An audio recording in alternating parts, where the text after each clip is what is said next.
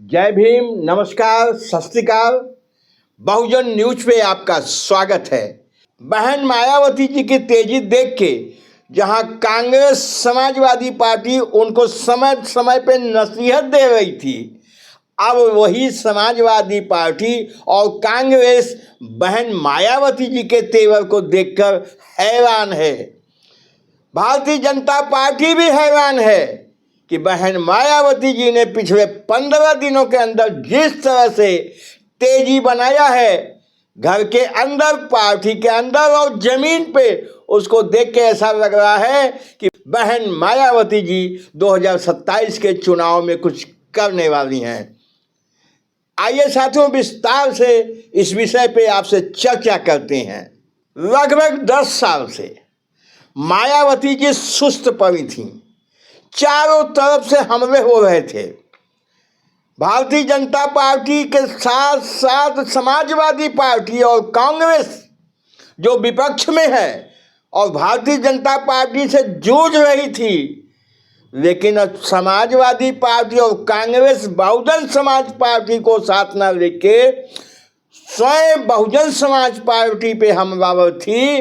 बहन मायावती जी पे हमलावर थी और यहाँ तक कहा जा रहा था कि मायावती जी अपने उम्मीदवारों का चयन स्वयं नहीं करती हैं, बहुजन समाज पार्टी के उम्मीदवारों की सूची बीजेपी के कार्यालय से बनती है। इस तरह की बातें समाजवादी पार्टी और भारतीय जनता पार्टी के नेता करते थे। अब संगठन में भी बड़ी चिंता थी, संगठन भी ठीक से नहीं चल रहा था। बहन मायावती जो प्रयोग करती थी सब फेल दिखाई दे रहे थे। इस बीच में एक नया नाम चंद्रशेखर रावण का, तो उसको भारतीय जनता पार्टी, कांग्रेस और समाजवादी पार्टी सबने मिलके और पूरे देश की मीडिया ने मिलके इस तरह से देश में प्रोजेक्ट किया कि जैसे मायावती जी का सब्स्टिट्यूट मिल गया है, जैसे बहुजन समाज पार्टी का सब्स्टिट्यूट मिल गया है, लेकिन वो सब भी फेल हो गया। और इधर जो घटनाएं घटी हैं, मायावती जी शांत थी, समय का इंतजार कर रही थी। ऐसा लग रहा है जैसे ही उनको अंदाज लगा कि अब समय आ गया है, उपयुक्त अवसर है, तो मायावती जी पुराने तेवर में और बहुजन समाज पार्टी को ठीक करना उन्होंने शुरू कर दिया। सबसे पहले मायावती जी ने अपने घर को ठीक किया है। अपने समधी अशोक सिद्धार्थ को पार्टी से निकाला, मालिक बन के घूम रहे थे पार्टी के।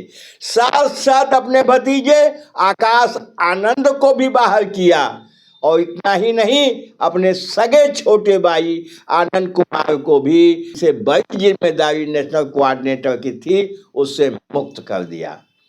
उसके बाद मायावती जी ने कुछ अच्छे कार्यकर्ताओं को, समर्पित ईमानदार कार्यकर्ताओं को ऊंचे पदों पर बैठाया। वहीं जो लोग निष्क्रिय थे, काम नहीं कर रहे थे, अनुशासनहीन थे, उनको भी धीरे धीरे पार्टी से हटाया बढ़ाया जा रहा है। तो बहन मायावती जी का ये है। और पिछले एक सप्ताह के अंदर देखें तो मायावती जी 10 साल से घर से नहीं निकलती थीं, लेकिन जिस तरह से उन्होंने बहुजन समाज पार्टी के लखनऊ मुख्यालय कार्यालय में गईं, जिस तरह से मानवर कांशीराम साहब प्रेरणा स्थल पे गईं, बहुजन समाज पार्टी के बीमार चल रहे विधायक उमा शंकर सिंह के घर जाके कुशल क्षेम पूछा और तमाम बैठकें कर रही हैं, तमाम लोगों से मिल रही हैं, तो ये सब देखते हुए ऐसा लग रहा है कि मायावती जी अब सक्रिय हो गई हैं। जिस तरह से मायावती जी तेजी बना रही हैं और मानवर कांशीराम साहब के जन्म दिवस 15 मार्च का जो कार्यक्रम है, इसको सफल करने के लिए जिस तरह से दिशा निर्देश दे रही हैं, उससे ऐसा लगता है कि पार्टी को पुरानी फॉर्म में लाने के लिए वो कोई कसर नहीं छोड़ने वाली हैं। अब एक बात हम यहाँ कहना चाहेंगे। लोग कहते थे कि मान्या बहन जी बीजेपी से प्रभावित है, बीजेपी से डर रही हैं, लेकिन आपने देखा होगा एक हफ्ते के अंदर न तो मायावती जी बीजेपी से डर रही हैं, न मायावती जी बीजेपी से प्रभावित हैं। अभी केंद्रीय बजट की उन्होंने आलोचना किया है, उत्तर प्रदेश सरकार के बजट की उन्होंने आलोचना किया है, और इतना ही नहीं, उत्तर प्रदेश सरकार के साथ साथ उत्तराखंड सरकार और मध्य प्रदेश सरकार, तीनों जगह बीजेपी की सरकार चल रही है, वहाँ के सरकारों के कामकाज की वो आलोचना कर रही हैं। जिस तरह से मुसलमानों को उत्तराखंड में परेशान किया जा रहा है, मध्य प्रदेश में तंग किया जा रहा है, उत्तर प्रदेश में तंग किया जा रहा है, तो माइनॉरिटी के मुद्दे पर भी मायावती जी पूरी तरह सक्रिय दिखाई दे रही हैं और खुल के बोल रही हैं। इससे क्या दिखता है? इससे यह दिख रहा है कि जिस तरह से 2007 में दलित, ब्राह्मण और मुस्लिम गठजोड़ से मायावती जी ने उत्तर प्रदेश में एब्सोल्यूट मेजॉरिटी से गवर्नमेंट बनाई थी, वही रास्ता अख्तियार कर रही हैं मायावती जी। और यदि मायावती जी दलित, ब्राह्मण और अल्पसंख्यक इन तीनों को साधने में सफल हो गई तो निश्चित रूप से 2027 के चुनाव का रिजल्ट ही उत्तर प्रदेश में कुछ और होगा। आसान है उनके लिए, इसलिए आसान है कि अगर ब्राह्मण बहुजन समाज पार्टी का उम्मीदवार होता है तो दलित वोट उसको बोनस में मिल जाता है और उसके समाज का वोट उसे मिले और कुछ इधर उधर से तो जीतने के चांसेस बढ़ जाते हैं।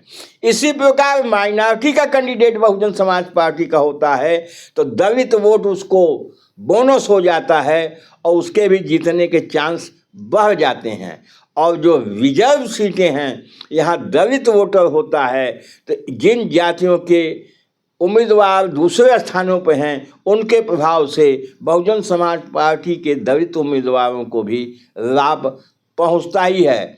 यही फैक्टर 2007 में उन्होंने प्रयोग किया था, वो सक्सेस हुआ था, और वही फैक्टर फिर हमको लगता है, आपको भी लग रहा होगा, जिस तरह से मायावती जी के तेवर हैं, जिस तरह से वो कदम बढ़ा रही हैं, जिस तरह से आगे बढ़ रही हैं, तो ब्राह्मण, दलित और मुस्लिम गठजोड़ करके वो इस प्रदेश में 2027 में सरकार बनाने के लक्ष्य को प्राप्त करने के लिए दिन रात एक करने वाली हैं।